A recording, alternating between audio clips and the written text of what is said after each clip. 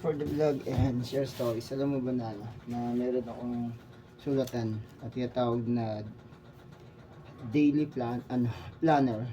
So yan.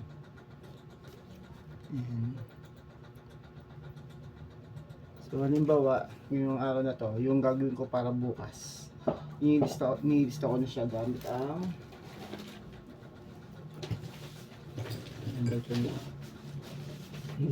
hindi paper din. Yan, ito yung ballpen. So yan, ito yung mga sobra-sobra pa. Yan, tapos meron na ako dito muna. Yan, nilista yung ano pa, pero hindi to kasi ito ayan ito ay mga ilang buwan na ba sa akin to na ito yung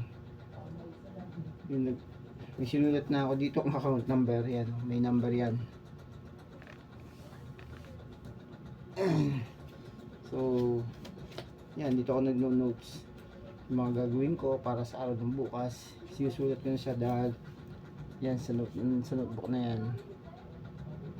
Kaya pagising ng umaga, tapos kung maligo, kumain, tapos siyempre bago umalis konting madalang magdasal pero nagdasal lang kapag may nararamdaman, nagkakasakit. Kasi minsan naman yun, pag may nihiling doon lang tatawag, yung mga natural na ginagawa ng mga tao kagaya ko na nakakalimot. So pero minsan pagkagising ko gabi pa lang lista ko ng ginagawa ko, pero wala ba yung pagpe-pray o pagdasal.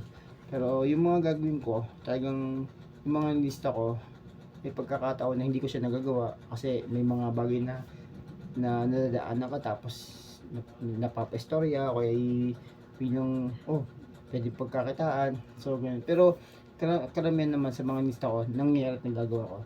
So yun naman sa pamagitan ng notebook tsaka yung mga ballpen yung nanuto ko.